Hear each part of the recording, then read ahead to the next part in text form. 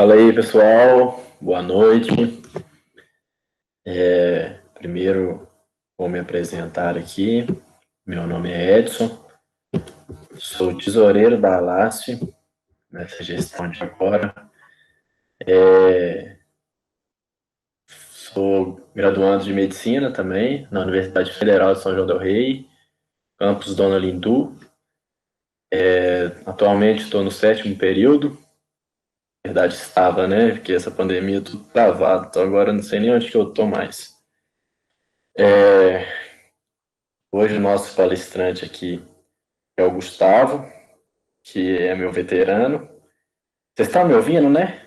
Primeiro conferir isso, manda um sim aí no chat. Sim. Beleza. Então, aí, chegou o Gu. Aí eu vou apresentar ele aqui rapidinho, né, conforme as informações que ele passou pra gente. Mas, já de antemão, né, o Gustavo é muito mais do que isso que está escrito aqui. É um cara que, de coração, eu amo muito. Cara muito forte, batalhador, e é um orgulho pra gente falar aqui o que está escrito, né? Então, essa aqui é a oficina, né? A questão LGBTQI+, na saúde pública brasileira, e que vai ser conduzida pelo Gustavo Nogueira Coelho, que é militante LGBTQIA+, é militante na luta pelos direitos humanos, e como eu disse antes, é um estudante de medicina na Universidade Federal de São João del Rei, campus Dona Lindu, junto comigo. Também ele é professor de linguagens, redação, português, literatura e inglês, e atualidades. No Instagram ele tem 2 perfis, perfil particular, Gustavo Nogueira Coelho, e o Desabroche Flor, que é um Instagram maravilhoso, desconstrói muitas ideias tortas, e muito bem ativo, que recomendo todos acompanharem. Eu sou um fã assíduo. Bom, então essa palestra aqui a gente vai abordar um pouquinho, né, sobre a realidade LGBTQIA+, com propriedade, na saúde pública brasileira. Então a gente vai dar uma ênfase, né, no papel da saúde da família, que é o foco do congresso, e a intenção é que a gente faça algo que seja interativo, que seja compartilhado, que vocês perguntem. O Gustavo vai apresentar a tela daqui a pouco, mas vocês podem mandar as perguntas aqui pelo chat, que eu vou ficar responsável por passar para o Gustavo. E o Gustavo também tem a sua maneira de conduzir, né? Então, pode ser que ele pare no meio e peça para vocês falarem algo ou não, então a gente pede para que vocês participem. Nós limitamos o número de inscritos justamente por isso, para ter esse contato mais próximo, para não ficar algo distante, algo inatingível, vamos dizer assim. Então é algo próximo, a gente quer estar meio que do lado de vocês, como se fosse uma roda de conversa, lado a lado, um com o outro, de mãozinhas dadas. Então vamos, só um minutinho, eu vou mandar o link aqui do formulário de presença. Esse aqui vai ser um formulário só, não vai ter aquele check-in, check-out não. Vai ser só um. Aí peço para que vocês preencham. Aí, Igor, se você puder dar 1 ou 2 minutinhos para o pessoal preencher, para não perder um pouquinho da atenção. E depois a gente já começa com tudo. Então, preencham, que isso aqui vai ser importante para a certificação da oficina. Aí, Igor, se você quiser já ir falando alguma coisa, até o pessoal ir preenchendo, fica à vontade. Meu áudio tá legal? O que vocês me dizem? Igor, eu não estou ouvindo. Tá. Tá ouvindo agora? Como é que tá? Alguém está ouvindo, pessoal? Eu não estou ouvindo. Alô? Ah, tá, beleza. Valeu, Então é o não quero ouvir. meu fone aqui que está com problema mesmo. Tá. Eu vou fazer um teste para quem falou que tá um pouco baixo. Minha voz é bem alta, tá? Mas eu vou fazer um teste aqui. Eu vou colocar um foninho para ver se fica um pouco melhor, tá? E aí vocês me dizem. Vocês estão me ouvindo? Como é que tá aí? Gu, depois que você colocou o fone, parece que agora parou. Fala de novo aí. É, não, aqui eu até tirei o fone, tô pelo som do computador e não tá saindo nada.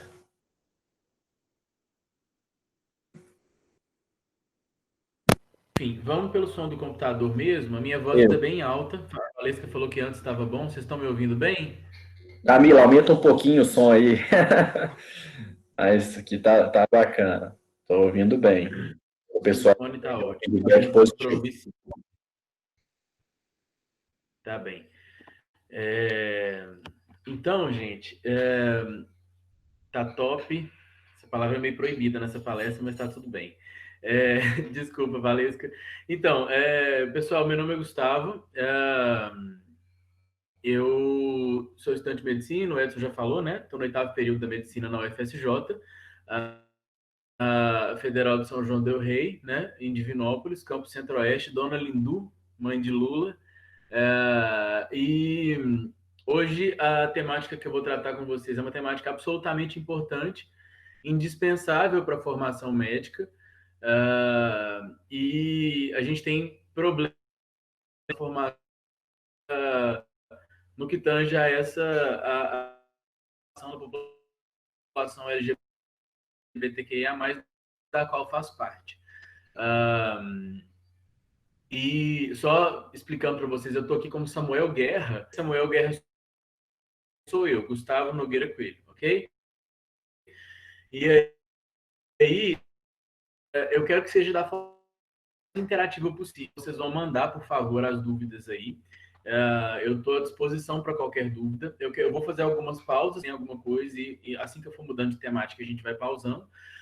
Mas vai ser uma palestra bem densa. Eu peço que vocês estejam bem atentos, porque vai ser uma palestra bem densa.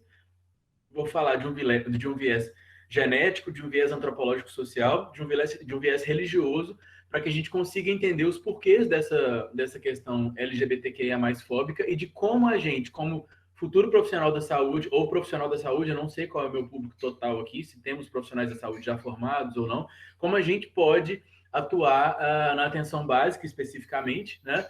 Como a gente pode melhorar essa população de modo a gerar um pouco mais de integralidade, ok?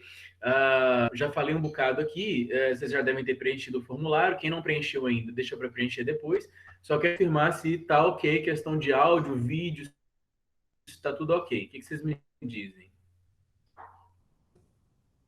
E tá beleza, Gu. Daniel também diz que tá beleza. Acho que o do Edson está travando um pouco. Alguém pode me responder aí? Ou no chat?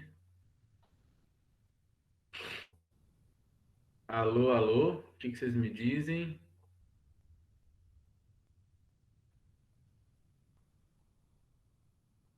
Pessoal, tô com medo de ter caído, amor. Nossa Senhora. Pessoal,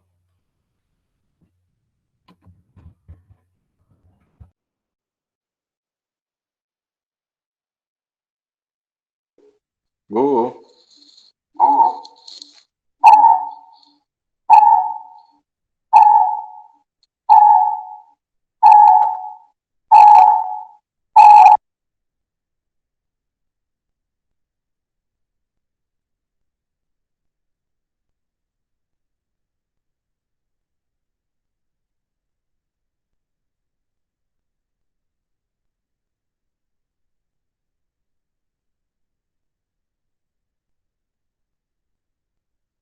O pessoal, acho que houve um probleminha com o Gu.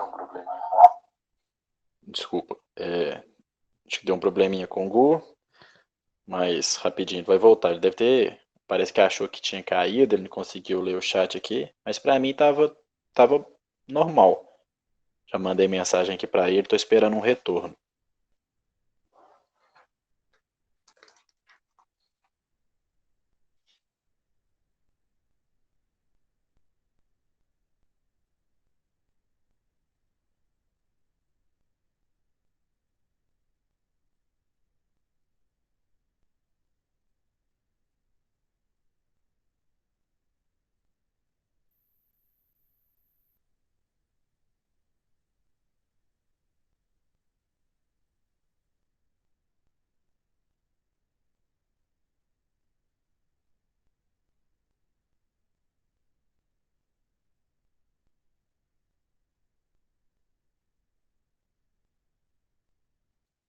Pessoal, vocês estão me ouvindo bem?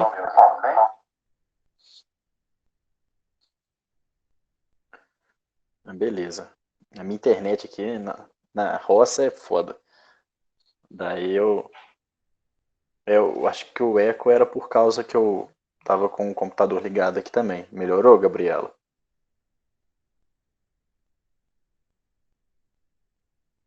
Beleza. Tá, e aí? Antes do Gu entrar, então, já tá entrando? Aí, ó, já entrou. Gu, sem áudio. Oi, oi, tá ouvindo? Isso, beleza. Daniele falou para deixar sem vídeo. Será? Na verdade, você vai apresentar, né? A sua tela? É, enfim, eu vou apresentar a tela. E se houver algum problema de áudio, por favor, alguém com áudio fala aqui para mim, tá? Beleza. Pra gente. Eu coloquei na internet de dados móveis, aí o meu não vai ficar ruim, não. Pode deixar que eu Ótimo, comunico com tranquilo. você aqui pelo chat. Pelo chat não, pelo Tá, áudio. então vamos lá, porque tempo é ouro nessa palestra. Tá ok a transmissão aí? Tá tranquilo? Tranquilo, passa uma página pra gente ver. Beleza. Vamos lá. O que acontece? A temática de hoje, então, é a questão LGBTQIA+, na saúde pública brasileira, né? Já me apresentei para vocês, qualquer dúvida, é só me perguntar depois. Essa apresentação, vocês vão ter acesso a ela caso queiram, tá? Então é só entrar em contato ou pelo Instagram, enfim, conversa com o Edson, ou pode me chamar no Instagram, tanto no Desabroche Flor quanto no Gustavo Nogueira Coelho. Então, estou completamente disponível. Qualquer coisa, Edson, se houver algum problema de som, de áudio, você me manda uma mensagem no WhatsApp, meu celular está aqui do meu lado, ou pode falar, entremear a voz aqui no meio da minha. Enfim. Eu quero que seja o mais didático possível, como o Edson falou, eu sou professor, né? Eu tenho essa primeira profissão, eu dou aula de literatura, português, redação, atualidades. Então, a didática que eu acho que é o mais importante, assim, e a troca entre nós, ok? Então, caso houver alguma dúvida, a gente vai pausando e atualizando todo mundo. Enfim, a primeira coisa que eu queria falar para vocês é acerca da diferença entre identidade de gênero e orientação sexual. Isso é muito importante, eu vou usar para vocês esse slide que é muito didático da UFS, né, Federal do Sergipe, não sei se temos aqui antes da UFS, mas eu amo essa imagem, eu acho ela muito didática, perto de todo o material que a gente vê disponível aí na internet, e ela mostra para a gente, didaticamente, a diferença entre expressão de gênero. Enfim, é importante a gente saber, como estudante de medicina, eu não vou me aprofundar na genética, porque a gente não tem tempo para isso, eu preciso introduzir só para a gente poder entrar na questão da saúde pública, então eu não vou me aprofundar na genética, mas é importante que vocês entendam, quem tiver qualquer interesse pode me mandar mensagem, eu vou mandar para vocês os artigos, então é importante que a gente entenda que, geneticamente, nós temos determinações, especificamente por epigenética, que é uma sub-área da genética que estuda a ativação ou a inativação gênica por meios enzimáticos de genes que já existem, que já são determinados ainda na vida intraútero, de tal modo que a gente tem a orientação sexual, a expressão de gênero, a identidade de gênero e o sexo biológico já com influências genéticas desde a concepção dessa criança. Então, são áreas diferentes do cérebro, inclusive, multigênica, e portanto é importante que a gente não pessoas, independente do que for, falando-se de identidade de gênero, de orientação sexual e de outros vieses relativos à sexualidade, é importante que a gente não julgue, porque há determinação genética comprovada no que diz respeito a essas questões. Exemplo do dado no que diz respeito à sexualidade, nós temos genes, então, que trazem geneticamente a determinação dos seus caracteres sexuais, que vão fenotipicamente no futuro, né? Então, nós temos, por exemplo, a identidade de que é dois opostos, né? Em essas grandes linhas dicotômicas, mas no meio da todo um viés diverso. Então, por exemplo, nós temos aí na identidade de gênero, que é ó, como você na sua cabeça se considera, né? É a química que te compõe, níveis hormonais e como você interpreta o que isso identifica, o que isso significa. Então, às vezes, a pessoa vai ter geneticamente uma determinação.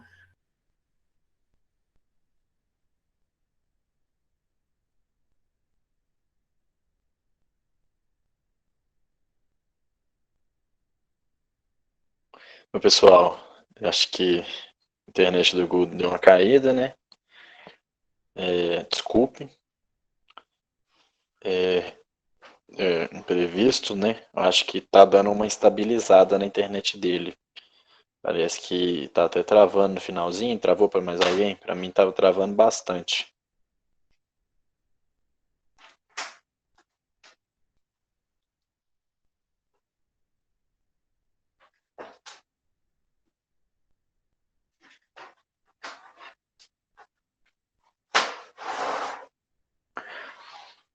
Mais uma vez, desculpa, pessoal.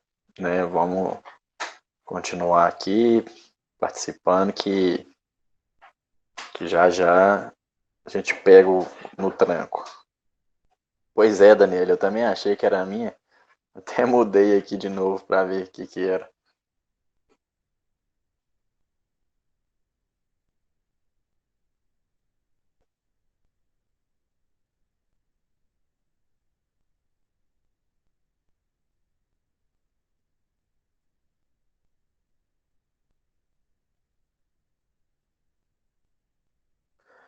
Valesca. Entendi. Esse finalzinho aqui seria: uma gineco está apta a ajudar. Isso, né? Beleza. É, quando você fala, só um minutinho.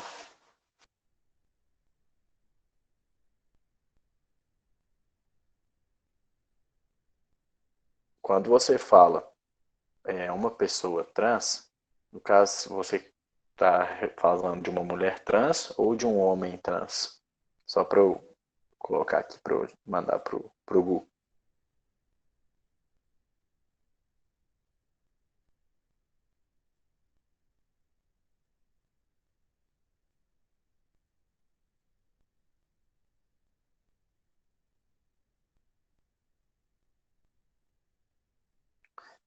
Tá, beleza, Valesca. Beleza. Só para a gente deixar mais, né, deixar bem contextualizado para ele. Já estou conversando com ele aqui, parece que ele já vai voltar.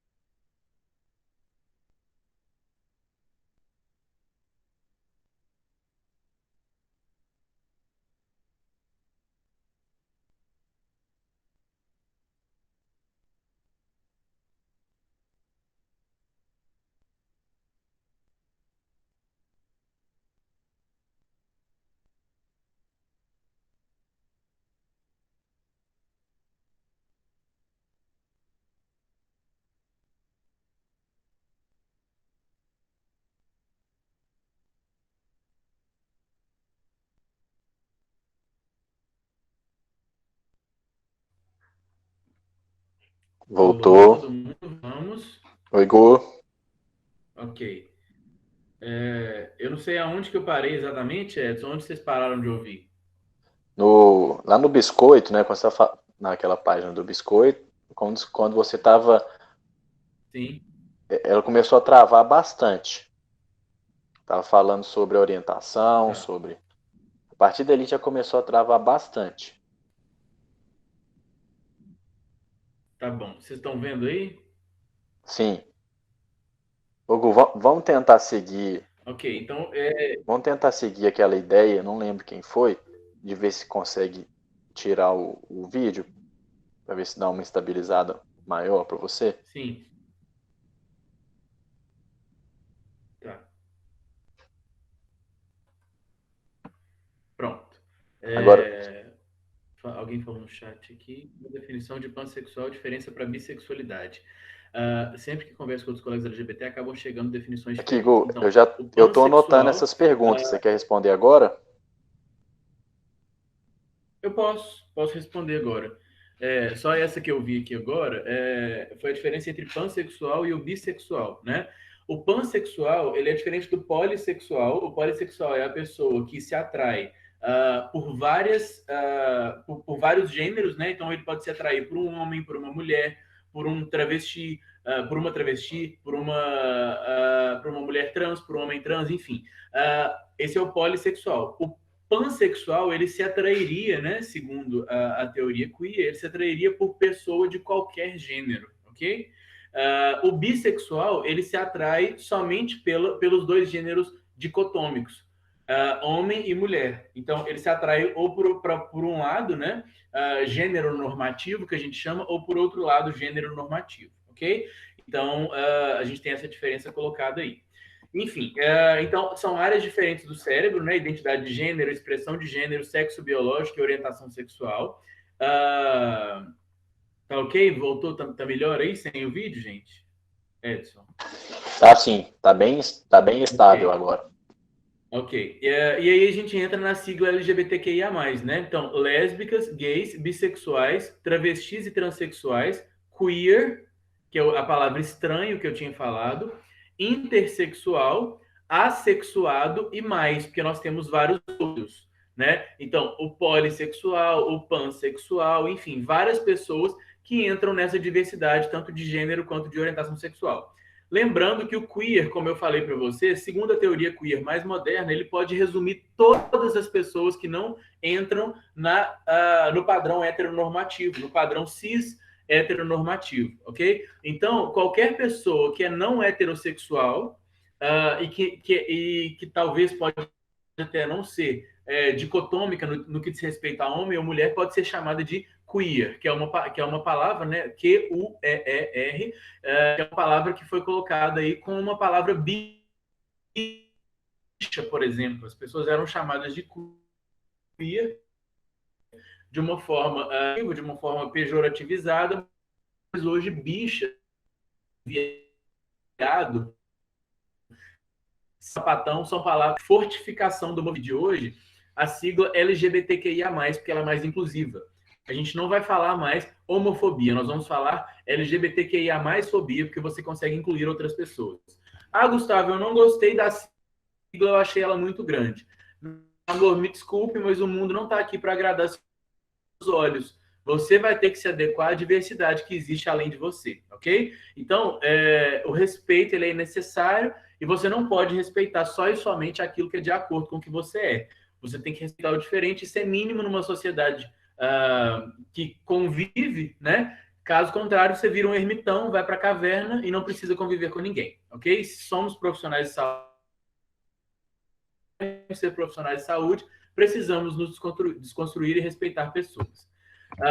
E aí, eu quero trazer um vídeo do Drauzio, que eu amo, de paixão, e que ele vai falar um pouquinho sobre essa questão da naturalização da homossexualidade, é bem pequenininho, da homossexualidade, da diversidade de gênero também, enfim. Mas ele fala de homossexualidade, mas eu quero que vocês entendam que é um vídeo um pouco antigo, mas ele serve para qualquer outra questão de gênero ou de orientação sexual. Então ele não fala só de sexualidade, ele não serve só para homossexualidade, ele serve para bissexualidade, transexualidade, pansexualidade, qualquer diversidade de gênero ou orientação sexual. Vai lá, Drauzio, mamãe te ama.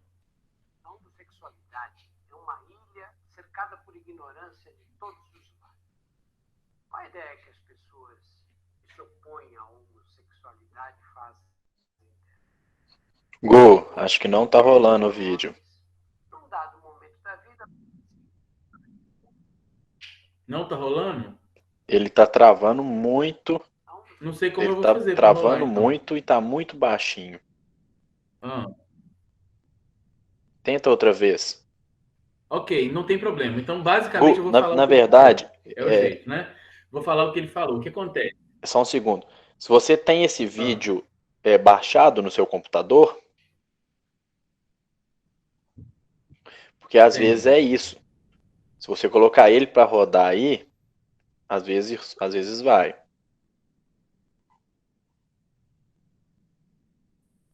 Ok. Vamos tentar aqui. Vocês estão vendo minha tela, né, gente? Sim.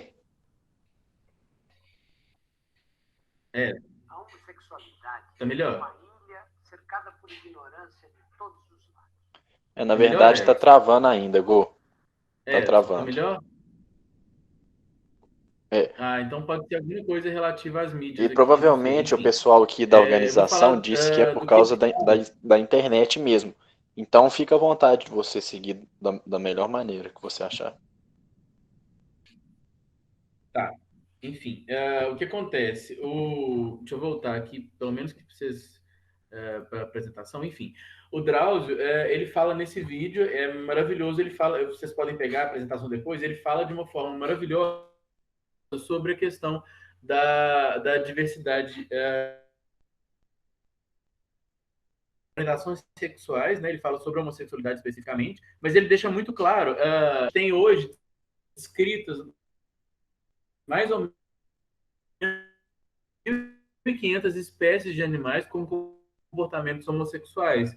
A única espécie que tem homofobia, que tem bifobia, que tem transfobia, que tem LGBTQIA+fobia. Ou seja, nós não nos vemos como animais como as outras espécies. E a gente acaba desnaturalizando um comportamento que é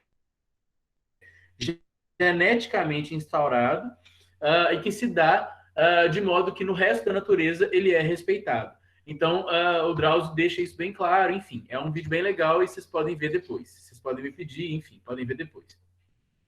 E aí, aguardar o programa responder. Travou um pouco. Enfim. E aí, gente, desculpa por isso tudo. Enfim, tecnologias, nós não estamos no congresso ao vivo, né? Mas, enfim, vamos tentar continuar aqui. E aí, o Drauzio Varela deixa isso bem claro, é bem importante o que ele fala, e isso faz com que a gente entenda um pouco melhor essas questões de gênero e orientação sexual, de tal modo que a gente entenda que o respeito é necessário para que a gente consiga conviver em sociedade de modo tranquilo, de modo pacífico. Oi. Então, enquanto você está arrumando aí, que você saiu, a Valesca fez uma pergunta. Posso ler? Tá, pode. Ela fez assim: se uma pessoa trans quer ir ao ginecologista, ela entra na fila do SUS? Uma gineco está apta para ajudar mesmo sem a cirurgia? Maravilhosa. O que acontece? Ela entra na fila do SUS, sim. Eu vou falar sobre a questão transexual mais para frente, tá? Sobre a questão do processo transexualizador no SUS, por aí vai. Eu estou com uns slides aqui sobre isso. Mas ela entra na fila do SUS, sim. Teoricamente, o médico deveria ser apto a tratar essa pessoa trans de uma maneira perfeita, né? Mas nós não temos, na prática, isso ocorrendo da melhor forma possível e, portanto, essa palestra é tão importante, porque eu vou tentar trazer para vocês esses conhecimentos importantes para que a gente tenha um mínimo, um básico de arcabouço sociocultural no que diz respeito à população LGBTQIA+. Então, ela tem direito, sim, ela pode entrar no ambulatório para ser atendida, sim, mas na prática, infelizmente, a gente não tem esse atendimento acontecendo efetivamente em todo o Brasil, ok? Mais alguma pergunta, Edson? Tem sim. Camila acabou de mandar, que é sobre esse slide do biscoito aí. Assim, Camila Dias pergunta: a pessoa intersex seria a de gênero fluido ou hermafroditas? Hermafroditas. Muito bem, pergunta ótima. Gênero fluido está aqui em identidade de gênero. Não tem a ver com sexo biológico, são áreas diferentes.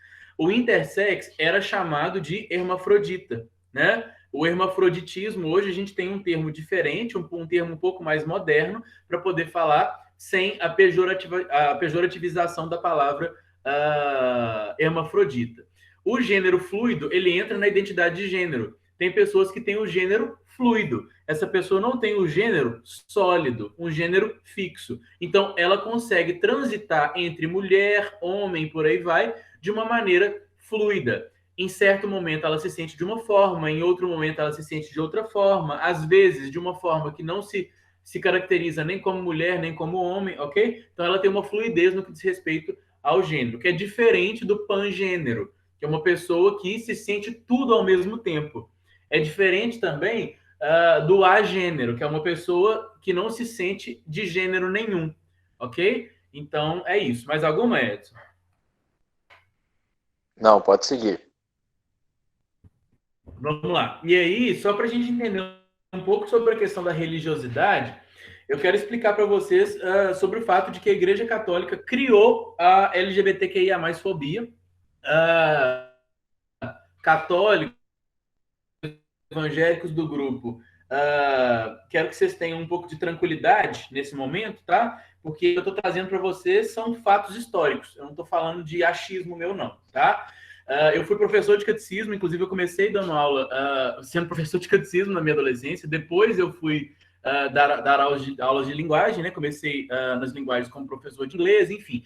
Mas eu entendo muito de Bíblia, mesmo porque atualmente eu dou aula de literatura, né? A paixão da minha vida é a literatura. Então a Bíblia não é só um livro religioso, ela é um livro literário também. Por exemplo, como que eu vou dar aula de Machado de Assis, falando, por exemplo, sobre Esaú e Jacó, que foi escrito pelo Machado de Assis, sem saber quem foi Esaú, sem saber quem foi Jacó na Bíblia. Então eu já li a Bíblia várias vezes, seguidamente eu li a Bíblia 3 vezes, fora as outras vezes em que eu li a Bíblia divididamente, né? Pedaços, né? Então é um livro que eu domino. E eu trago aqui para vocês as 4 citações únicas da Bíblia que condenam a homossexualidade, aqui especificamente falando-se de diversidade de gênero, tá?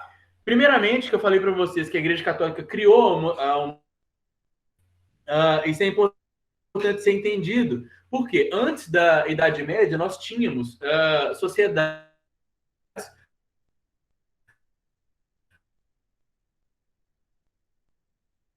homonormativas, praticamente, ok? Então, nós tínhamos Grécia e Roma afetivo, comportamento de gênero e de orientação sexual diversos, era completamente respeitado. O ativo, na Grécia e na Roma Antiga, ele tinha barba longa. O passivo, o homossexual passivo, ele raspava a sua barba. Professores iniciavam sexualmente seus alunos na Grécia e na Roma Antiga. Platão iniciou sexualmente Aristóteles, porque Platão foi o professor de Aristóteles, e era assim. Então, nós tínhamos sociedades homonormativas, sociedades em que o comportamento LGBTQIA+, para falar um pouco mais tranquilamente, era mais normativizado. Na Idade Média, com a população morrendo por peste negra dentro dos feudos, né, a Igreja Católica começou a perder pessoas que pagavam o dízimo, porque a população começou a morrer. Portanto, a Igreja Católica, desesperada, começou a condenar comportamentos LGBTQIA+, porque ela percebeu, né, o óbvio, que essa população não se reproduzia. Então, ela começou a pinçar pedaços da Bíblia, especificamente esses 4, para condenar a homossexualidade. Paralelamente, ela esqueceu, entre aspas, de outros pedaços, como, por exemplo, uma mulher menstruada não pode dormir dentro de casa. Ou como, por exemplo, não se pode comer frutos do mar. Ou como, por exemplo, não é possível, uma pessoa não pode usar uma roupa de 2 tecidos diferentes, como lã e linho ao mesmo tempo. Ou como, por exemplo, um homem não pode fazer sua barba. Isso tudo está escrito na Bíblia, mas a Igreja Católica resolveu pinçar esses pedacinhos para condenar os comportamentos LGBTQIA+. Então nós temos aí, não te deitarás com um homem como se fosse uma mulher, isso é uma impureza. Se um homem dormir com outro homem como se fosse uma mulher, ambos cometerão uma impureza. Isso aqui está no Antigo Testamento. São as 2 únicas citações do Antigo Testamento que condenam a homossexualidade. No Novo Testamento, nós temos aqui cartas de Paulo. Deus entregou a humanidade a paixões infames, blá, blá, blá, blá. Do mesmo modo, também os homens, deixando o uso natural da mulher. Uso natural, olha aí o machismo, porque ninguém pode usar de ninguém, pelo amor de Deus, em nome de Beyoncé. Abrasaram-se em desejos, praticando uns com os outros, o que é indecoroso, e recebendo em si mesmo uma paga devido do seu desregramento. Então, ele condena aí homens que fazem uso de outros homens e não que fazem uso de mulheres. Olha que horror. E ele continua, né? Não errais, nem os impuros, nem os idólatras, nem os adúlteros, nem malacói, nem arsenocoitai herdarão o reino de Deus. Então, malacói e arsenocoitai foi traduzido na Bíblia como promíscuos e efeminados, ou afeminados, ok? Mas a tradução mais correta atual, ela traz como promíscuos e prostitutos. mas a Igreja Católica traduziu dessa forma, os monges católicos, né, nos monastérios, para condenar a homossexualidade. Então, nós temos aí no Antigo Testamento realmente 2 passagens que condenam a homossexualidade, mas, meu amor, se você for levar o Antigo Testamento em consideração, você leva ele inteiro, porque senão eu vou te chamar de hipócrita. Então, pare de fazer sua barba, faça com que a mulher durma fora de casa quando estiver menstruada, use uma roupa de um tecido só, por aí vai, porque senão você vai ser um hipócrita só de condenar homossexuais. E falando-se do Novo Testamento, se você quer condenar, então você está usando só as cartas de Paulo, que ele escreveu essas 2 últimas passagens aí, motivo pelo qual hoje a teologia moderna traz a possibilidade de Paulo ter sido uma pessoa com problemas de sexualidade, ou de gênero, ou de orientação sexual, porque ele foi o único apóstolo que falou dessas questões sexuais. Jesus, em momento nenhum, condenou nenhum comportamento sexual. Então, Paulo, hoje em dia, tem teólogos que falam sobre a possibilidade de Paulo ter sido eunuco, que é castrado, né? Ou também uma pessoa com alguma questão diversa, né, de sexualidade, de orientação sexual, não se sabe, porque ele condenou a homossexualidade aí. Então, nós não temos argumentos bíblicos cristãos que possam condenar a homossexualidade. O Antigo Testamento não pode ser levado em consideração, já falei os motivos, e o Novo Testamento, se você quiser levar em consideração esses argumentos de Paulo, ok. Fora isso, você não consegue condenar a homossexualidade através da Bíblia, e mesmo assim, falando-se de Bíblia ou não falando-se de Bíblia, a Bíblia não pode ser motivo para condenar a sexualidade de ninguém, porque nem todas as pessoas seguem a Bíblia. Se fosse assim, um satânico, uma pessoa satânica, poderia condenar e julgar e apontar no meio da rua uma pessoa que não é satânica por ela não seguir o satanismo, ok? E isso não pode acontecer. Nós devemos respeitar as pessoas independentemente de religiosidade. A sua religiosidade, ela diz respeito só e somente a você.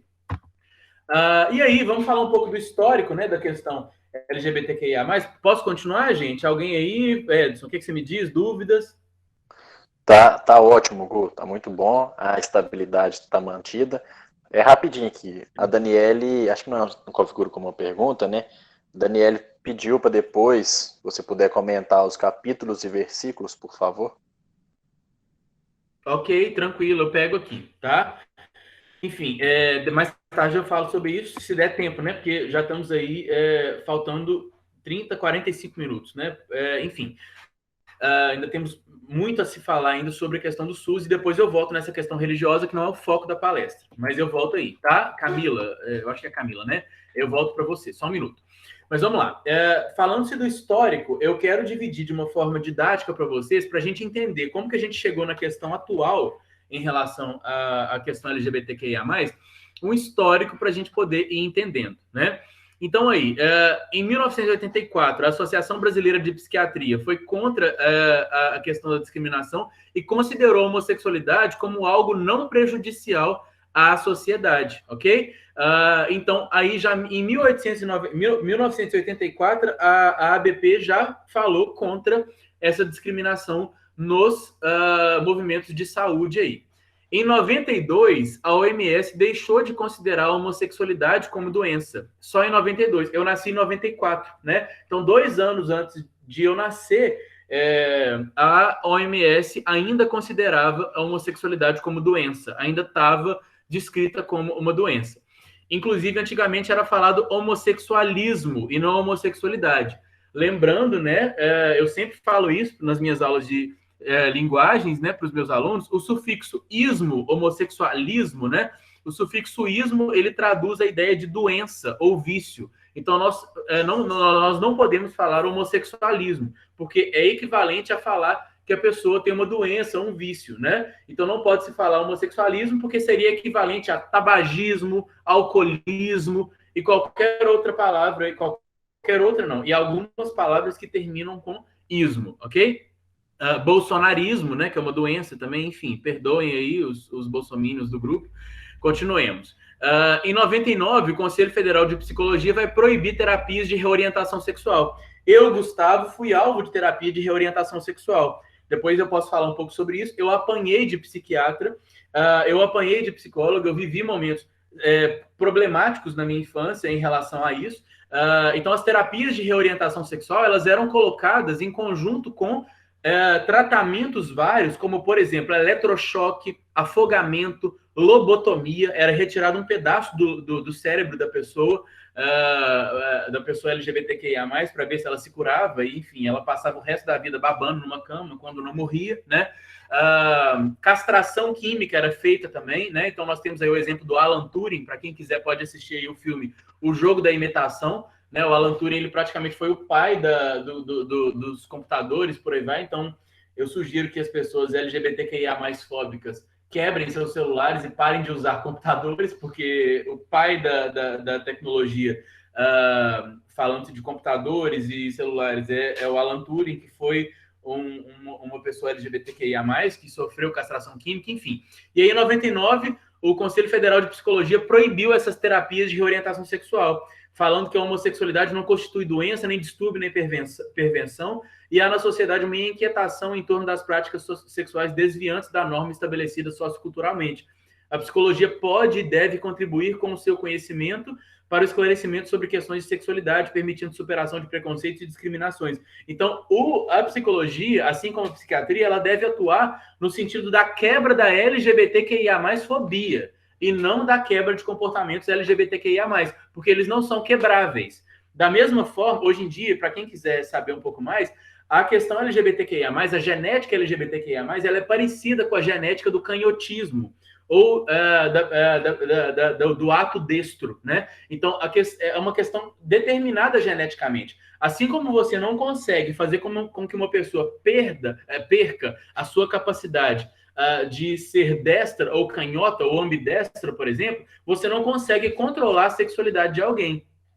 Heterossexuais do grupo, faço uma pergunta retórica para vocês.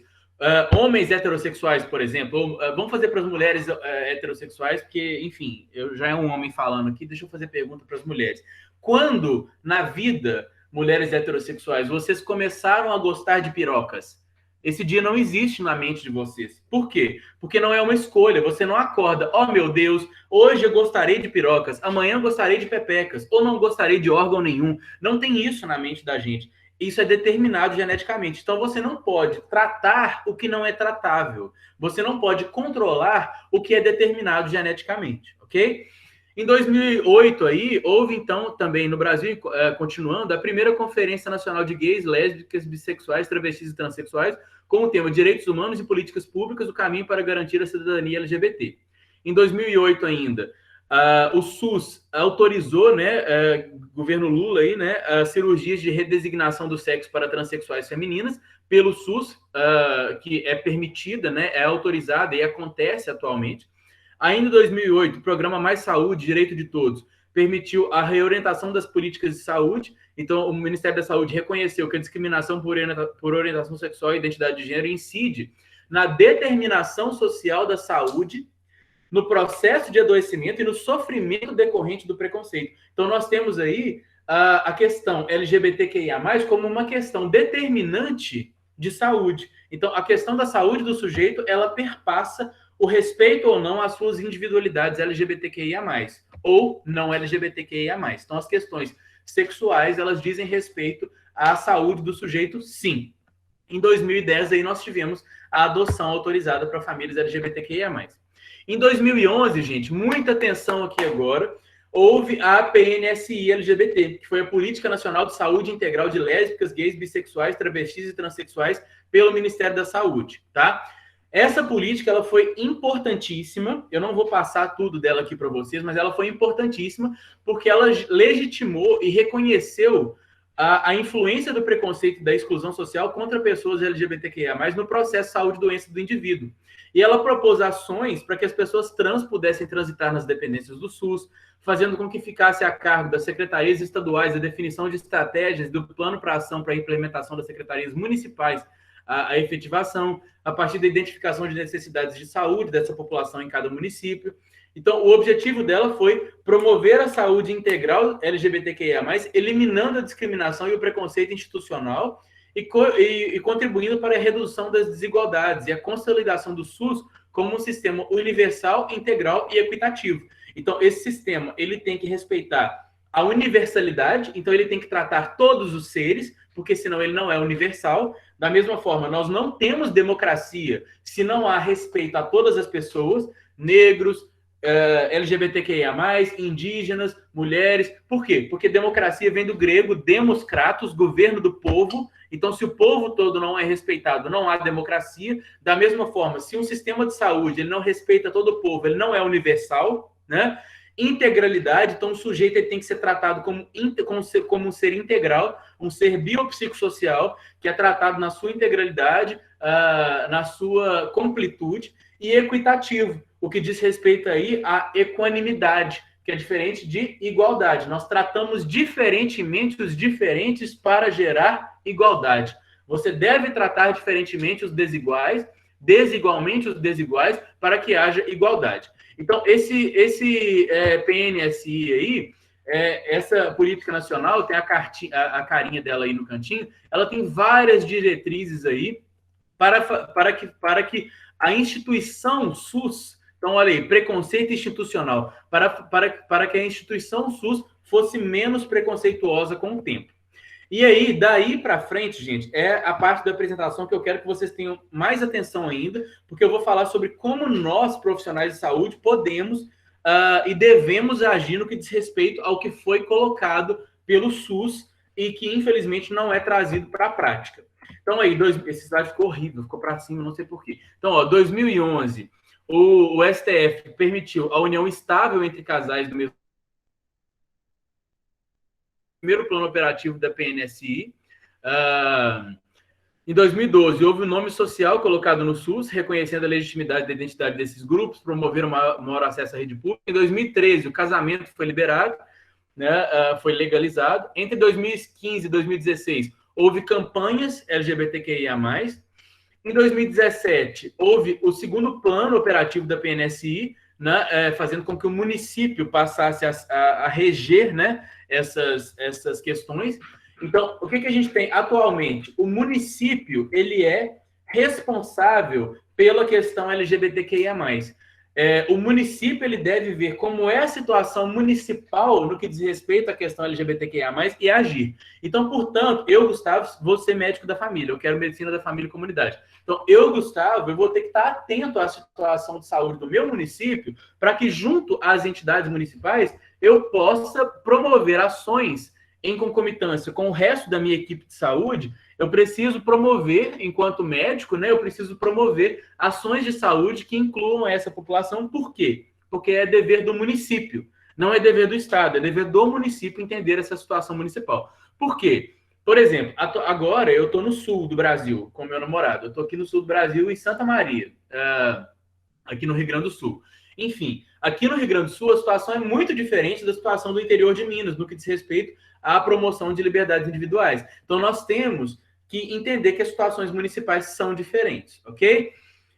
Em 2019, aí, a transexualidade não foi mais considerada doença. Então, ano passado, a transexualidade foi tirada aí do CID, né, a Classificação Internacional de Doenças e Problemas Relacionados à Saúde, né? Então, a partir do ano passado, a transexualidade não foi vista mais como doença. Olha que absurdo, gente. Até o ano passado, transexuais e travestis eram tidos como doentes e passíveis de tratamento. Ainda no ano passado, demorou demais, mas a homofobia foi criminalizada, né? Então, mas não foi só a homofobia, então eu falo, a LGBTQIA+ fobia, por mais que fosse só a homofobia que entrou na lei, ela também diz respeito a outras pessoas LGBTQIA+, enquadrou-se como crime de racismo, e isso é completamente explicável, porque assim como a cor de pele, a orientação sexual e a diversidade de gênero não são controláveis, e, paralelamente, outros direitos foram sendo conquistados aí, né? Então, por exemplo, o projeto de lei do Jean Willis, né, aí de 2016, que pôs fim à proibição de doação de sangue por homossexuais. Jean Willis maravilhoso, que teve que ir para os Estados Unidos por uma luta bolsonarista, né? Os bolsominions correndo atrás dele e ameaçando o Jean Willis de morte. Ele foi quem trouxe primeiramente a questão política e ao ambiente político a questão da proibição de doação de sangue por homossexuais, né, que hoje em dia é liberalizada graças a Beyoncé. E aí temos atualmente algumas estratégias e ações que nós devemos respeitar enquanto profissionais de saúde na atenção básica, né? Por exemplo, a alteração da ficha de notificação de violências interpessoais e autoprovocadas no SINAM, ela hoje ela traz para a gente campos de preenchimento do nome social. Então, nós temos que respeitar esses campos e preenchê-los, né? Da identidade de gênero dessa pessoa, da orientação sexual dessa pessoa agredida. Há também um campo para a identificação da violência por motivação homo, lésbica ou transfóbica. Então, no posto de saúde, quando nós pegarmos um paciente que sofreu violência interpessoal ou autoprovocada, nós precisamos e devemos preencher essa ficha toda, galera. É muito comum a gente ver, inclusive professores nossos na faculdade de medicina, não preenchendo completamente essas fichas. Nós devemos preencher, porque isso é um dever epidemiológico nosso e gera acúmulo de dados de tal modo que o governo federal começa a perceber que há um problema seríssimo. Começa a dar importância, porque com esse bosta desse presidente, começa a dar importância, de novo, ao fato de que a cada 19 horas uma pessoa LGBTQIA+, é morta nesse país. O país que mais mata a população LGBTQIA+, no mundo. E, paralelamente, é o país que mais consome vídeo pornô de pessoas LGBTQIA+. É o país que mais consome vídeo pornôs de travestis e transexuais no mundo e é o país que mais mata essa população no mundo. Um país hipócrita. Então, vamos aí tentando mudar com uma simples assinatura e preenchimento de uma ficha do SINAM, ok? A alteração também que houve no CISAB aí, né, com a ficha de cadastro individual contando com o nome social, né, preenchendo aí identidade de gênero, orientação sexual. Então, vamos respeitar os nossos pacientes. Vamos ser médicos que são médicos notificadores e que corroboram a existência de um sistema de saúde um pouco mais equânime, né? Foi desenvolvido também um módulo de ensino à distância aí, gente, sobre política nacional em saúde LGBTQIA+. Então, quem tiver interesse aí, houve uma parceria do UNASUS e da UERJ, né? Tem um curso gratuito aí que vocês podem procurar esse módulo à distância, ok? Eu também posso oferecer palestras, aulas sobre isso, eu estou à disposição. Qualquer coisa que vocês quiserem, eu estou à disposição. Eu estou muito atualizado quanto a isso, vocês podem me perguntar. Houve também o desenvolvimento da pesquisa, análise do acesso e da qualidade de atenção integral à saúde da população LGBTQIA+, no SUS, em parceria com a UNB. Só gravando, gente, para vocês, eu só não coloquei LGBTQIA+, nos lugares em que são nomes de pesquisas de documentos na minha apresentação. Eu tive muito cuidado com isso, ok? Continuando. Inclusão do nome social de travestis e transexuais no cartão SUS. Então, hoje o cartão SUS ele já inclui esses nomes. Ampliação do processo transexualizador no SUS. Política Nacional de Atenção Integral à Saúde da Mulher. Isso inclui a mulher lésbica, isso inclui a mulher, independentemente de como ela for, né? Mulher bissexual, a mulher trans, né? Então, inclui a mulher independente de que tipo de mulher essa mulher é, ok? Então, é importante entender isso. E aí, eu quero trazer um estudo para vocês que foi uma aula para mim. Eu amei esse estudo, eu estou apaixonado por esse estudo. Eu vou discutir ele um pouco mais com vocês, mas antes disso, eu quero perguntar para o Edson se tem mais alguma pergunta que eu possa ajudar vocês aí. Até então, não, Gu, está muito bem explicado, está maravilhoso. Pode continuar. Ok, continuemos. Mentira. A Juliana mandou uma aqui, que ela queria tirar uma dúvida. Pode falar, Juliana. Dica.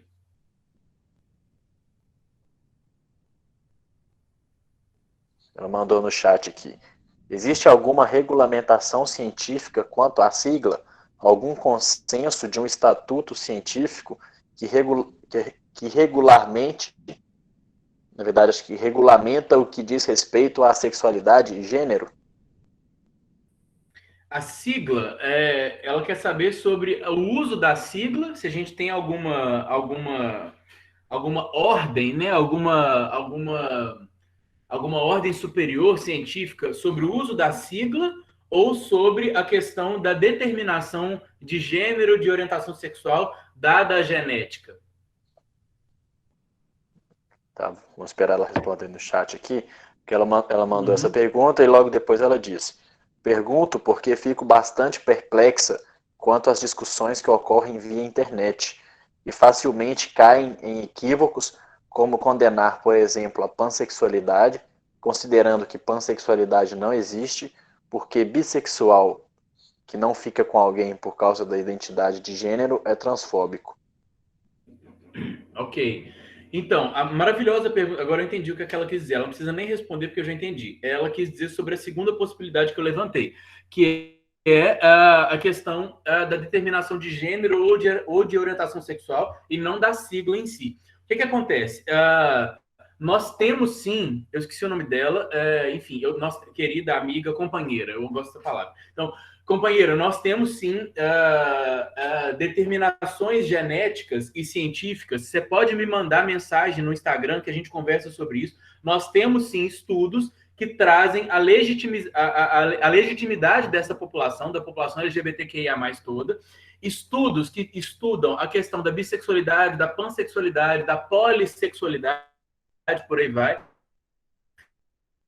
Nós não podemos deslegitimar as pessoas, porque o preconceito, a raiz dele é a ignorância. A raiz do preconceito é a ignorância. Ignorância vem de agnoses, não ter conhecimento sobre algo. Eu, Gustavo, eu sou ignorante em física quântica avançada, mas eu sou sábio acerca de outros saberes. Então, nós temos que entender que não conhecer algo gera preconceitos. Então, nós temos que atualizar os nossos conhecimentos para que não julguemos preconceituosamente. Então, existem artigos, sim, sobre essas pessoas. Só um adendo para você aqui, por exemplo, companheiro. O que acontece? Hoje já tem estudos que são feitos, estudos de coorte longos, feitos com irmãos gêmeos, criados em locais diferentes do globo, por famílias diferentes, com criações diferentes, e hoje já é comprovado que esses irmãos gêmeos, especialmente quando são monozigóticos, eles trazem geralmente a mesma orientação sexual. Então, nós temos estudos aí trazendo, inclusive em percentual, que quando há dois filhos que não são irmãos gêmeos, né, filhos que não são gêmeos, a chance deles terem a mesma orientação sexual é de cerca de 40%. Quando eles são irmãos gêmeos bizigóticos, né, dizigóticos, com materiais genéticos diferentes, a chance sobe aí para cerca de 70%. Quando eles são monozigóticos, ela sobe aí para 85%, 90%. Então, nós temos aí essa questão da genética LGBTQIA+, muito imposta, comprovando para a gente essa herança poligênica na determinação da sexualidade do sujeito. Sobre esses preconceitos acerca de pansexualidade, de sexualidade, eu quero que a gente entenda, basicamente, que as pessoas julgam por desconhecer. Hoje já se sabe que a maior parte da população mundial é bissexual, não é heterossexual dicotômica. Eu, Gustavo, sou dos únicos gays que eu conheço. O meu namorado e os meus 3 últimos namorados são bissexuais. Por mais que falem que, não, eu sou bicho, que não sei o que. Não é bissexual. Por quê? Porque essa pessoa ela teve a capacidade de ter uma ereção, pelo menos uma vez na vida, com um homem. Então, às vezes, esse cara, essas pessoas com as quais eu convivi, e outras pessoas LGBTQIA+, várias, elas têm uma atração, mesmo que muito pequena, uma capacidade, mesmo que muito pequena, de se sentir atraída pela pessoa do gênero oposto. Então, por exemplo, eu, Gustavo, nunca tive nem resquício, nenhuma mini ereção com mulher na vida. E isso não quer dizer que eu sou misógino, isso não quer dizer que eu não gosto de mulher, inclusive quase todas as minhas amigas, são mulheres, não são amigos homens. Não quer dizer que eu não goste de mulher no que diz respeito ao meu convívio social, só quer dizer que eu não tenho tesão por mulher, e tá ok. Então eu também vejo, companheira, hoje em dia um desrespeito muito grande ao tesão das pessoas. Tesão é tesão, atração é atração. Nós podemos quebrar preconceitos acerca dos nossos tesões. Então, por exemplo, eu, durante boa parte da minha vivência LGBTQIA+, eu neguei sexualidades diferentes. Mesmo eu sendo um homem que perpasso a feminilidade, um homem que dança no salto alto, que usa salto alto e um crossdresser, eu não me sentia atraído por homens femininos, por bichas femininas, como eu sou uma bicha feminina. Mas hoje, eu desconstruí isso na minha mente. Eu hoje fico com homens, fico não, né? Porque hoje eu sou uma mulher casada, meu namorado tá aqui maravilhoso do meu lado. Então, mas hoje eu tenho a capacidade de ficar com um homem feminino porque eu quebrei esses preconceitos na minha vida. Mas eu não posso julgar uma pessoa que tem atrações sexuais essa ou aquela, caso essas atrações sexuais não sejam embasadas em preconceito. Mas só e somente embasadas em uma capacidade ou não capacidade de ereção ou de lubrificação. Eu não posso julgar nem a formação de uma pessoa, nem a genética dessa pessoa, porque às vezes a criação dessa pessoa foi uma criação hétero, cis, patriarcal, e ela ainda não conseguiu quebrar isso, entendeu? Da mesma forma, eu não deveria ter sido julgado, como fui por alguns amigos gays, de uma forma pejorativa. Nossa, Gustavo, você não pode não ter tesão por um homem gay feminino se você é um homem gay feminino. Sim, eu posso. Eu posso, é a minha sexualidade. Eu quis quebrar porque eu quis, foi uma escolha minha, ok? Então, o tesão alheio, ele deve ser respeitado, né? A gente precisa respeitar a atração sexual da outra pessoa e a gente deve acolher essa pessoa. Então, o discurso é diferente. No dia que um amigo meu chegou para mim e falou, Gu, tenta ressignificar isso na sua vida. Tenta ressignificar isso. Você não é errado. Eu não julgo o seu passado por você ter a atração sexual que você tem hoje. Mas tenta ressignificar isso. Vamos tentar ficar com um menino feminino, com um menino como você é, para ver se vai rolar? E aí eu fui me desconstruindo, ok? Então, o discurso ele deve ser mais leve, ele deve ser mais tranquilo. Senão a gente coloca contra a gente quem está no mesmo movimento. Quem está contra nós, galera, é Bolsonaro, é bolsominion, é fascista. Essa galera está contra nós. Nós estamos no mesmo barco no que diz respeito à tentativa da luta por direitos humanos. Nós precisamos nos unir, senão a gente enfraquece e destrói o movimento dentro dele próprio, ok? Mais alguma dúvida, Edson? Não, Gu, pode continuar. Vamos lá. Então, chegamos aqui no estudo, esse estudo maravilhoso que eu quero trazer para vocês, o SUS fora do armário, concepções de gestores municipais sobre saúde, sobre a população LGBT. O que acontece? Esse estudo, gente, ele falou das dimensões do cuidado em saúde para a população LGBTQIA+, na gestão de serviços do SUS no município de Cuité, em Pernambuco. Pernambucanos, companheiros pernambucanos aí do grupo, um salve para vocês. Companheiros nordestinos, amo vocês todos. Vontade de estar no Nordeste, esse lugar maravilhoso que pariu Lula, meu amor da vida. Depois meu marido. Enfim, entrevistas foram transcritas e analisadas nesse estudo, né, trazendo divergências, discordâncias e desconhecimento sobre a população LGBTQIA+.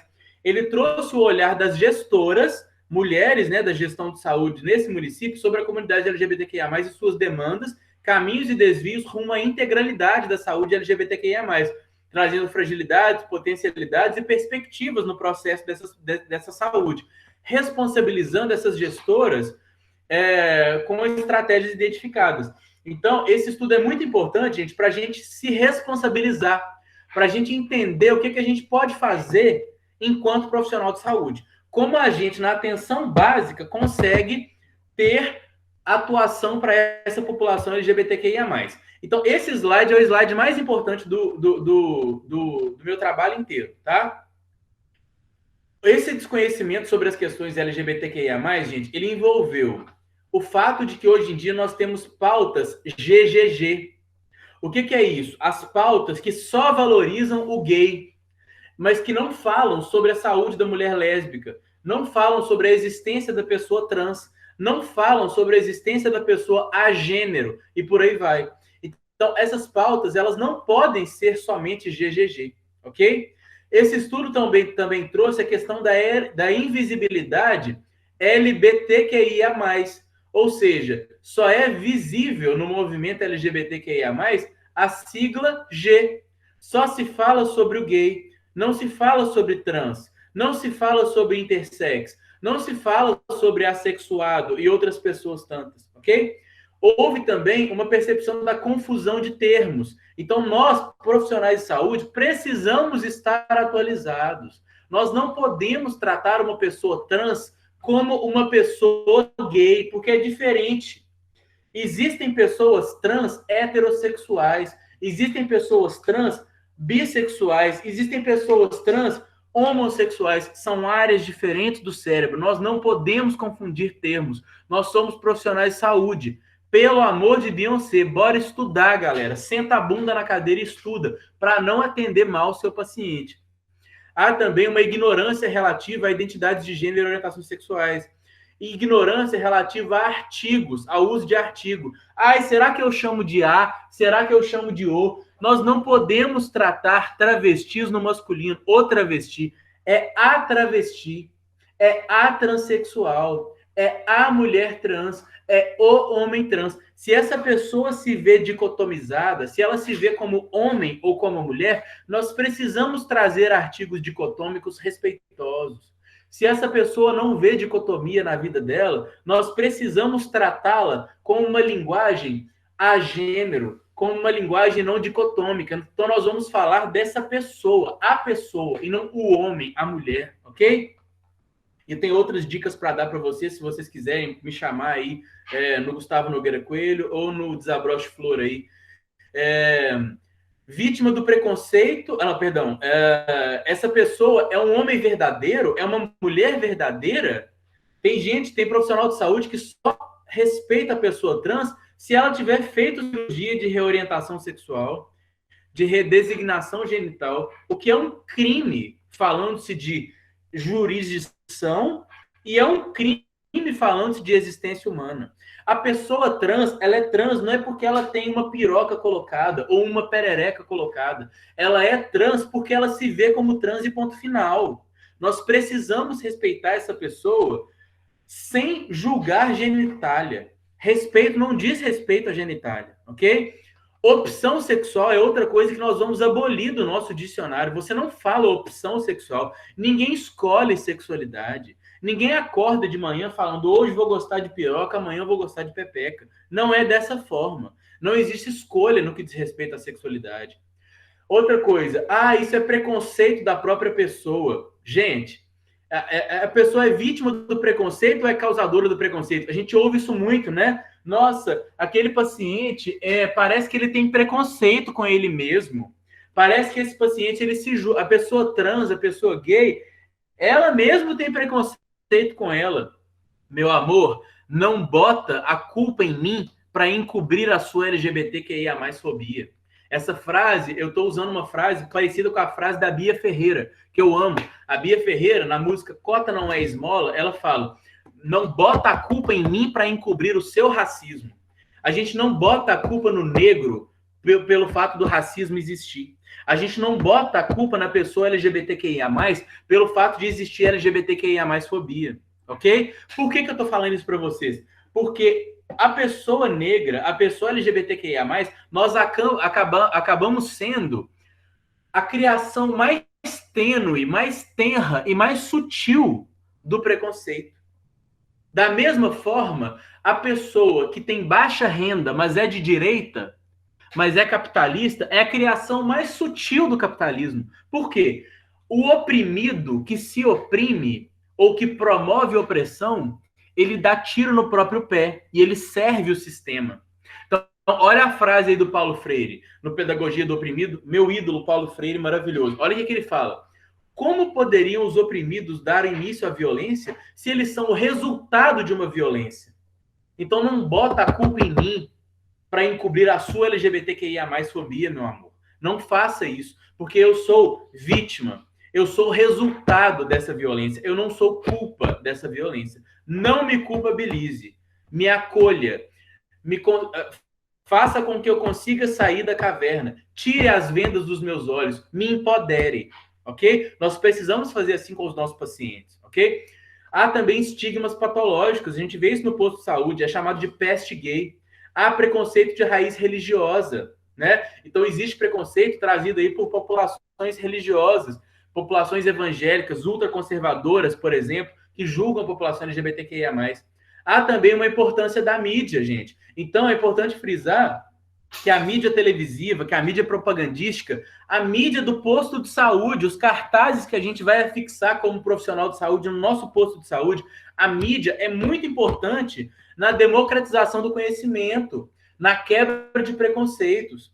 Nós também, no nosso posto de saúde, nós precisamos promover participação social. Participação social é um dos atributos do SUS. Vocês sabem disso, vocês estudaram isso no primeiro período aí de saúde da família, ok? Então, a participação social, nós precisamos promovê-la, criando no nosso posto de saúde grupos LGBTQIA+, incentivo para que essas pessoas atuem nos conselhos municipais, nos conselhos estaduais, nos conselhos federais, os conselhos de saúde. Quem não sabe do que eu estou falando, vai estudar a saúde da família.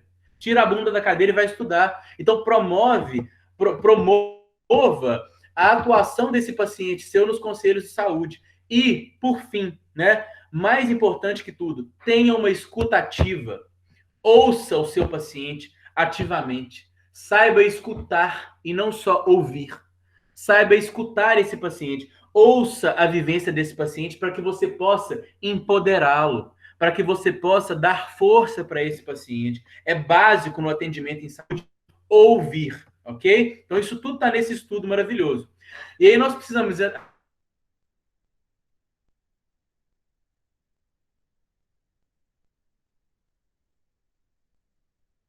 tiver pergunta aí, já vai mandando, tá, gente? Ele envolve atendimento ambulatorial com acompanhamento clínico, o acompanhamento pré- e pós-operatório da hormonioterapia, e também tem o SUS, ele também oferece a realização de cirurgias e acompanhamento pré- e pós-operatório em meio hospitalar. Mas a nossa questão aqui é a questão da atenção básica. Então, na atenção básica, gente, nós vamos pegar pacientes de todos os tipos, LGBTQIA+. Nós vamos atender pacientes que sofreram homofobia dentro de casa. Nós vamos atender pacientes que sofreram transfobia dentro de casa. Sem falar no viés racial, que não é o meu lugar de fala. Sem falar no viés étnico, né? Que não é meu lugar de fala. Então, nós vamos atender muita população negra que sofre racismo, LGBTQIA+, fobia, que é vítima de uma sociedade cis heteropatriarcal, ok? Nós vamos sofrer, por exemplo, gente, nós vamos atender, por exemplo, populações trans, que a gente chama, né, no movimento LGBTQIA+, populações trans não cispassáveis, ou seja, a mulher trans, por exemplo, que não é cispassável, que não é vista como cis, que não parece uma mulher cis, segundo o julgamento da sociedade. Então, uma mulher que tem disforia no que diz respeito ao que ela vê no espelho. Uma mulher que sofre com os caracteres sexuais secundários dela. O que a gente vai fazer com essa população? Acolher, mostrar para ela que ela tem direito à hormonioterapia no SUS, mostrar para ela que ela tem direito à cirurgia de adequação sexual. Ok? Então, nós podemos entender aí que o SUS ele vai acolher. Outra coisa, gente, no nosso posto de saúde, acolhamos os outros profissionais de saúde. Chamemos para o nosso atendimento o psicólogo, o assistente social, o nutricionista, qualquer outro profissional que vai estar aí no posto de saúde, de tal modo a apoiar a gente para que a gente tenha um atendimento um pouco mais humanizado. Um atendimento LGBTQIA+, que acolha essa população de uma forma integral, ok?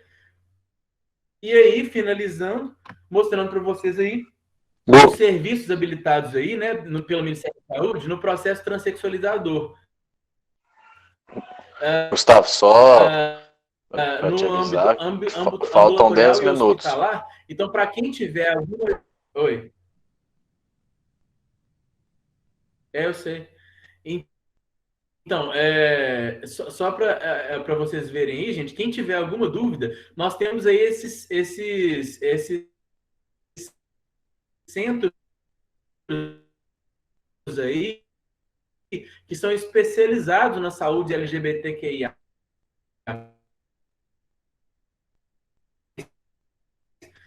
Nos procurar, enquanto médico, especialização, dizer, vai ter que ser conosco. No nosso posto de saúde, vai ter que ser um por um, a gente tentando entender como é a saúde LGBTQIA+, porque a gente não tem um apoio do Ministério da Saúde direto para que venha do governo federal o material completo.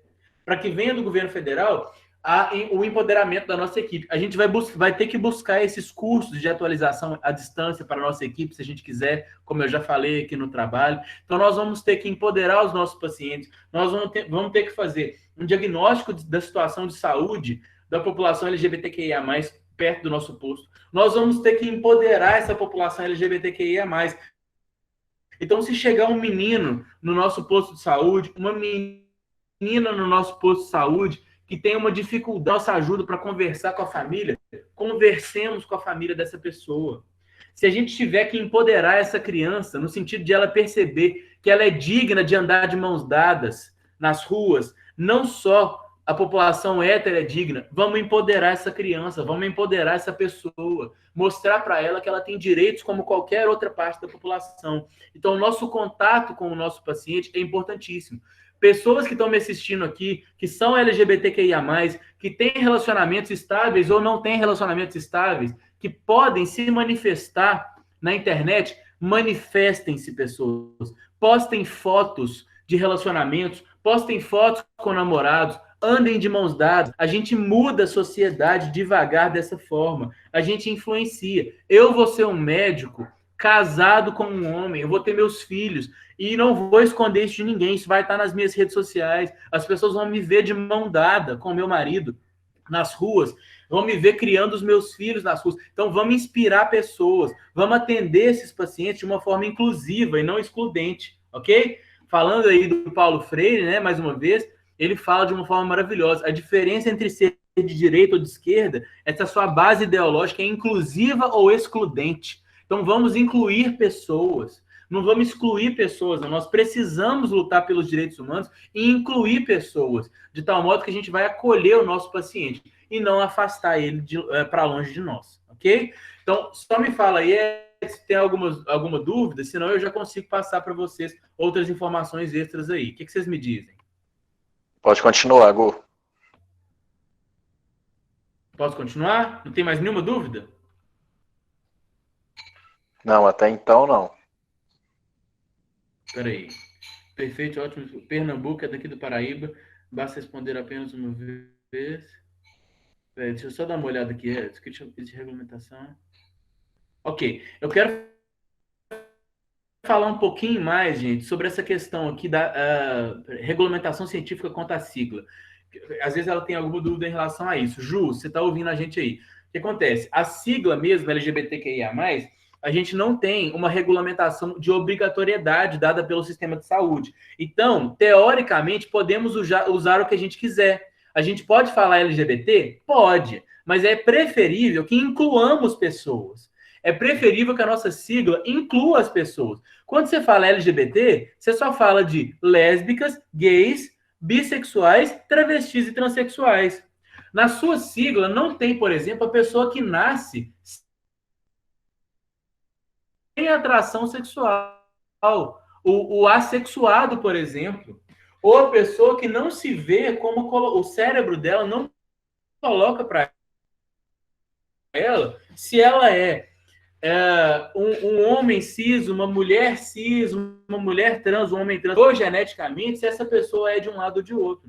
Então, a gente falar uma sigla mais inclusiva, que é a sigla LGBTQIA+, é uma forma da gente tentar promover uma luta contra a LGBTQIA+, fobia, ok? É só uma questão, gente, da gente treinar a sigla. Temos muitos estudantes de medicina aqui nessa palestra. Atenção, galera, a gente estuda tanta coisa, a gente decora tanta coisa na faculdade. O que custa você sentar aí e treinar como é que fala essa sigla mais rápido?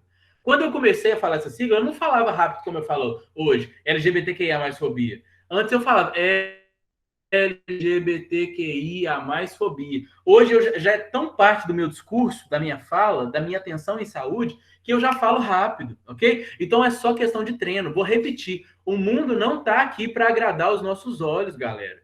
Nós precisamos nos adequar, e não o contrário. Nós não somos o alecrim dourado que nasceu no campo sem ser semeado. O mundo não vai se adequar a nós. É nós que temos que nos adequar ao mundo. E mais, é nós que temos que nos adequar aos nossos. Somos nós que temos que nos adequar aos nossos. Agora, sobre esse estatuto científico que regulamente o que diz respeito à sexualidade de gênero, outra coisa, Ju. Nós temos várias pesquisas em andar, como eu falei, irmãos gêmeos estudados mundo afora. Nós temos vários genes já determinados.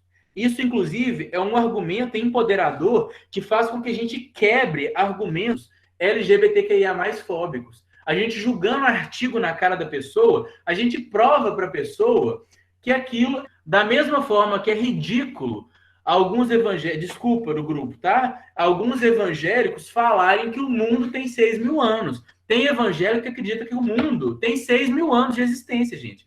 Tem evangélico que acha que o ser humano conviveu com o dinossauro, que Deus criou os dinossauros junto com os... Isso é um crime científico, gente. Isso quebra tudo que a gente sabe de carbono 14, de estudo de temporologia, de cronologia. A mesma coisa com a questão LGBTQIA+. Julgar questões LGBTQIA+, sem estudo, é rasgar anos e anos de estudo.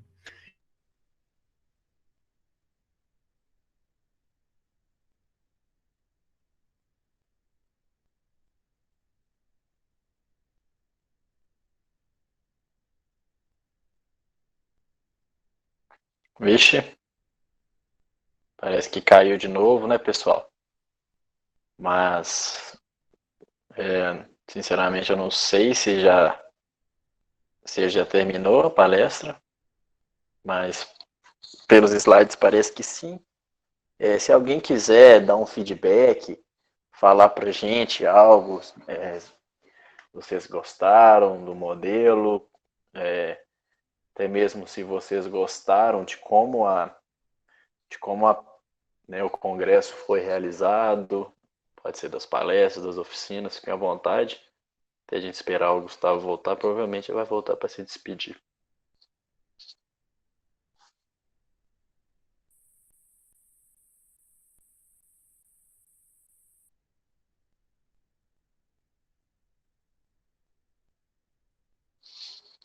Já voltou.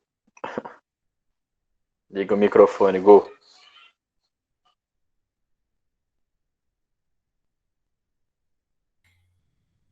Vocês estão me vendo, me ouvindo? Sim, estamos. Então, pessoal, finalizando, que estamos no final da palestra aqui, deixa eu tentar me ver maior aqui, que desespero de não me ver, agora estou me vendo. Então, finalizando aqui, eu quero saber se tem mais alguma dúvida e tal, eu quero só que a gente entenda que a luta contra a LGBTQIA+ fobia é uma luta diária, no posto de saúde, por aí vai. Aqui, ó, a Carla. Deixa eu ver o que a Carla está falando.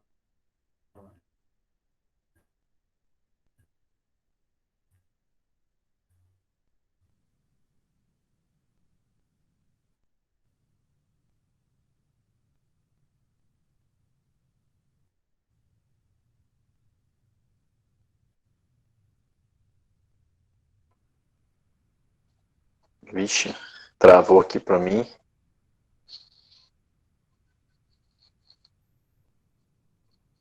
Acho que não. Que bacana, Carlos. Gostei bastante desse comentário seu. Gustavo, a gente não tá te ouvindo. Agora que deu um pique, deu para ouvir um pouquinho. Mas você tá travado aqui pra gente. Edson. Edson. Sim.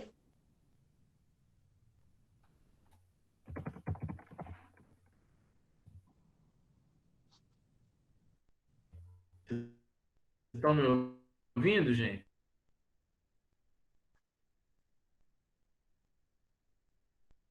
Agora sim.